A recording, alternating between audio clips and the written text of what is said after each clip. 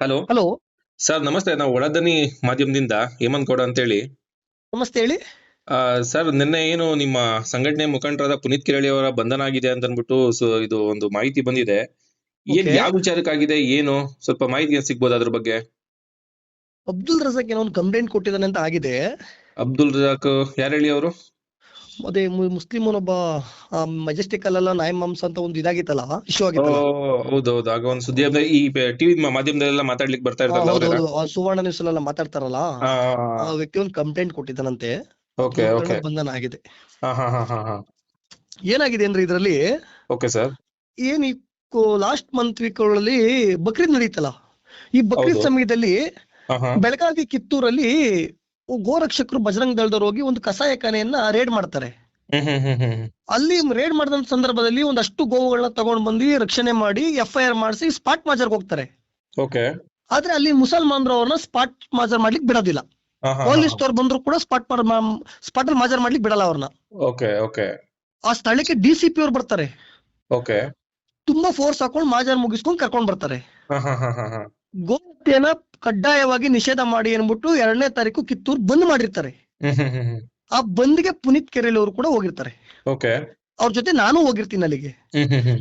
ಬಂದ್ ಮುಗಿಸ್ಕೊಂಡು ಬೆಂಗಳೂರು ಬರುವಂತ ಸಂದರ್ಭದಲ್ಲಿ ಓಕೆ.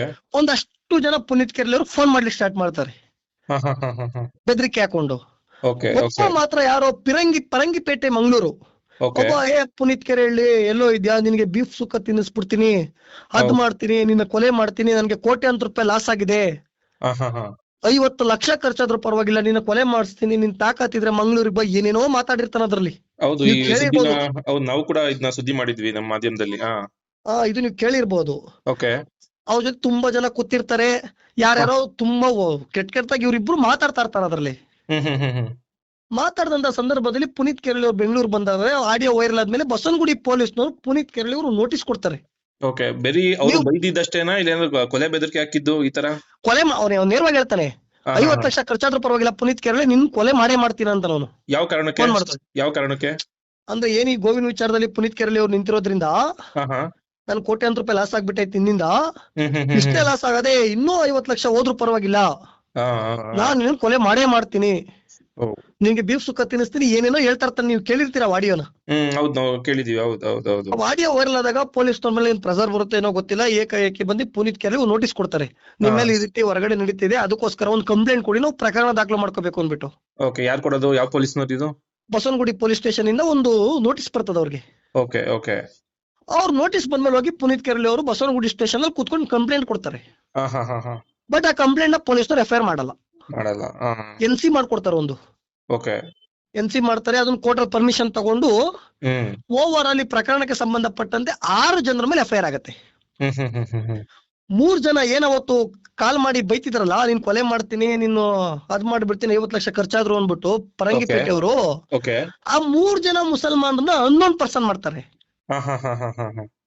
ಏನೋ ಅವ್ರು ಸಪೋರ್ಟಿವ್ ಆಗಿ ಏನೋ ಬೆಂಗಳೂರಲ್ಲಿ ಇದಾರೆ ಅಂತ ಒಂದು 3 ಜನನ್ನ ಐಡೆಂಟಿಫಿಕೇಶನ್ ಮಾಡಿ ವಿತ್ ನೇಮಲ್ಲಿ FIR ಮಾಡ್ತಾರೆ ಅವ್ರನ್ನ. ಅಲ್ಲ, ಈಗ ಪುನೀತ್ ಕೆರೆಹಳ್ಳಿ ಅವರು ದೂರ್ ಕೊಡಕ್ ಹೋದಾಗ ಅವ್ರಿಗೆ ಬಂದಂತ ಕರೆದು ಫೋನ್ ನಂಬರ್ ಕೂಡ ಕೊಟ್ಟಿರ್ತಾರೆ, ಆದ್ರೂ ಇವರು ಅನ್ನೋನ್ ಪರ್ಸನ್ ಅಂತ ಇದು FIR ಮಾಡ್ತಾರೆ ಪೊಲೀಸ್ನವರು. ಅಂದ್ರೆ ಅವ್ರು ಏನ್ ಮಾಡ್ತಿದ್ದಾರೆ ಅಂದ್ರೆ ಈ ಪ್ರಕರಣದಲ್ಲಿ 6 ಜನದ ಮೇಲೆ ಬಸವನಗುಡಿ ಪೊಲೀಸ್ ಸ್ಟೇಷನ್ FIR ಮಾಡಿದ್ದಾರೆ.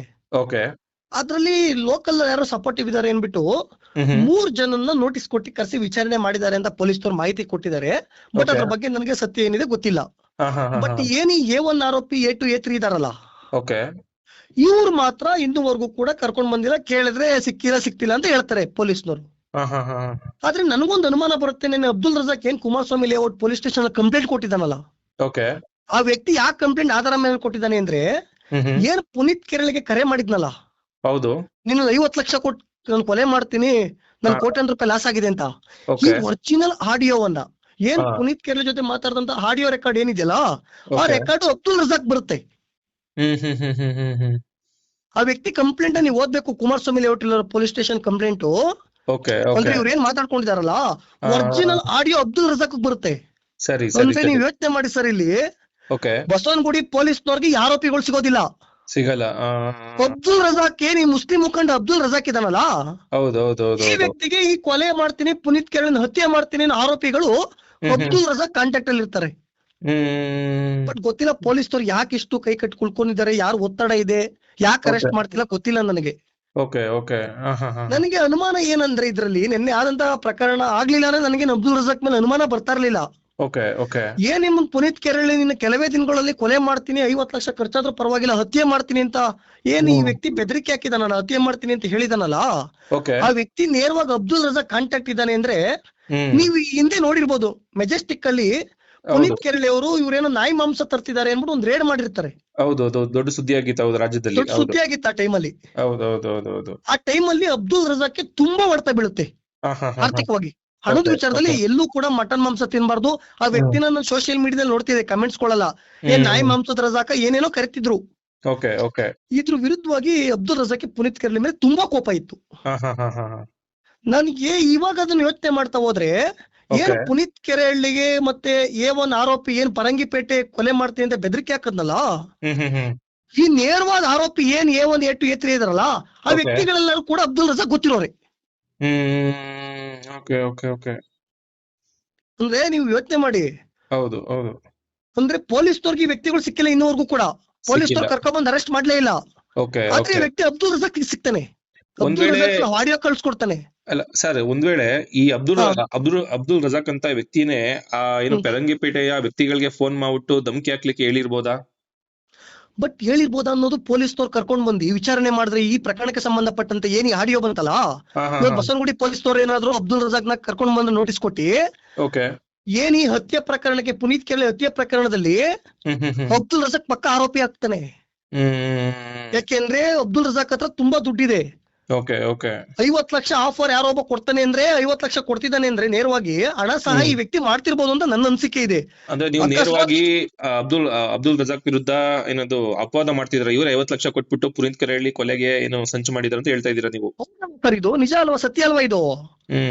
ಪೊಲೀಸ್ನವ್ರಿಗೊಬ್ಬ ವ್ಯಕ್ತಿ ಆರೋಪಿ ಸಿಕ್ತಿಲ್ಲ ಓಕೆ ಓಕೆ ಅಂದ್ರೆ ಪುನೀತ್ ಕೆರಳಿ ಆರೋಪಿ ಮಾತಾಡದಂತ ಆಡಿಯೋ ಅಬ್ದುಲ್ ರಜಾಕ್ ನೇರವಾಗಿ ಬರುತ್ತೆ ಅಂದ್ರೆ ಹೇಗ್ ಬರ್ಲಿಕ್ಕೆ ಸಾಧ್ಯ?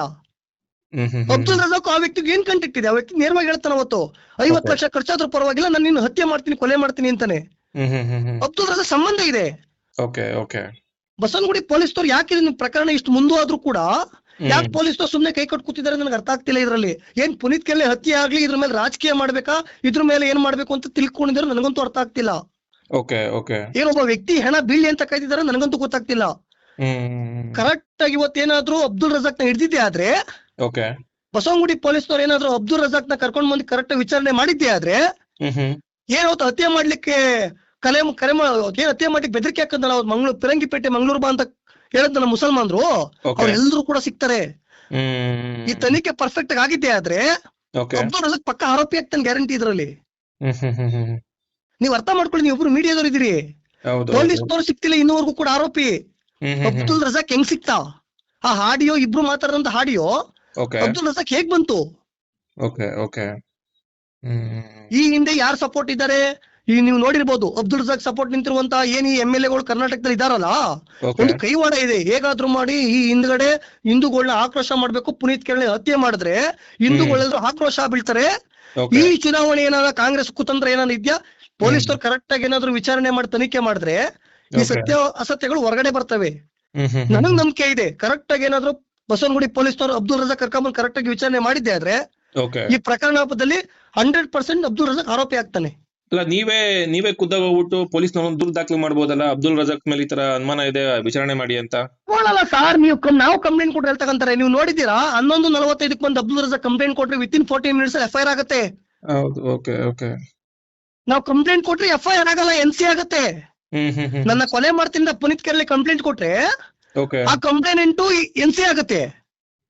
ಸಂಬಂಧ ಒಬ್ಬ ಕೊಲೆ ಆರೋಪಿ ಅಬ್ದುಲ್ ರಜಾಕ್ ಆಡಿಯೋ ಕಳ್ಸ್ಕೊಡ್ತಾನೆ, ಅಬ್ದುಲ್ ರಜಾಕ್ ಕಂಪ್ಲೇಂಟ್ ಕೊಟ್ಟರೆ FIR ಆಗುತ್ತೆ ವಿತಿನ್ 14 minutes ಅಲ್ಲಿ. ನೀವು ಯೋಚನೆ ಮಾಡಿ, ಕಾಂಗ್ರೆಸ್ ಸರ್ಕಾರ ಎಷ್ಟು ಹೀನಾಯ ಪರಿಸ್ಥಿತಿಗೆ ಕಾನ್ಸ್ಟಿಟ್ಯೂಷನ್ ತಗೊಂಡೋಗಿ ಈ ಕಾನೂನು ವ್ಯವಸ್ಥೆ ತಗೊಂಡೋಗಿ ನಿಲ್ಲಿಸ್ತಿದೆ ಅಂತ. ಹಿಂದೂಗಳಿಗೊಂದು ಕಾನೂನು, ಮುಸಲ್ಮಾನ್ರಿಗೊಂದು ಕಾನೂನು ಇದೆಯಾ? ನಾಚಿಕೆ ಆಗೋದಿಲ್ಲ ಗೃಹ ಮಂತ್ರಿಗಳಿಗೆ ಈ ರೀತಿ ವ್ಯವಸ್ಥೆನ ಕಣ್ಣು ಮುಂದೆ ನೋಡ್ಕೊಂಡಿದಾರಲ್ಲ. ಬಟ್ ಗೊತ್ತಿಲ್ಲ, ನೋಡೋಣ ಇದು ಎಲ್ಲಿಗೆ ಹೋಗುತ್ತೆ ಅಂತ. ಬಟ್ ನನ್ನ ಪ್ರಕಾರ ಬಸವನಗುಡಿ ಪೊಲೀಸ್ನವ್ರು ಏನಾದ್ರು ಕರೆಕ್ಟ್ ಆಗಿ ತುಂಬಾ ಸೂಕ್ಷ್ಮತೆಯಿಂದ ವಿಚಾರ ಮಾಡಿದ್ದೆ ಆದ್ರೆ ಏನ್ ಈ ಪ್ರಕರಣ ದಾಖಲಿಸಿಕೊಂಡಿದಾರಲ್ಲ ಬಸವನಗುಡಿಯಲ್ಲಿ, ಅಬ್ದುಲ್ ರಜಾಕ್ ಪಕ್ಕ ಆರೋಪಿ ಮುಂದೆ ಬರ್ತಾನೆ. ಬಟ್ ಎಷ್ಟರ ಮಟ್ಟಿಗೆ ಕಾಂಗ್ರೆಸ್ ಸರ್ಕಾರ ಒತ್ತಡ ಇದೆ ಏನಿದೆ ಗೊತ್ತಿಲ್ಲ, ಕರ್ಕೊಂಡ್ ಬರುವಂತ ಕೆಲಸನೂ ಮಾಡ್ತಾರೋ ಇಲ್ವೋ ಗೊತ್ತಿಲ್ಲ, ನೋಡೋಣ ಕಾದಿ. ಸರಿ ಸರ್ ಇನ್ನ ಹೆಚ್ಚಿನ ಮಾಹಿತಿ ಬಂದ್ರೆ ದಯವಿಟ್ಟು ನಮ್ಗೆ ಮಾಧ್ಯಮಕ್ಕೆ ನೀಡ್ತಾ ಇರಿ. Okay, okay thank you sir. Okay sir, thank you.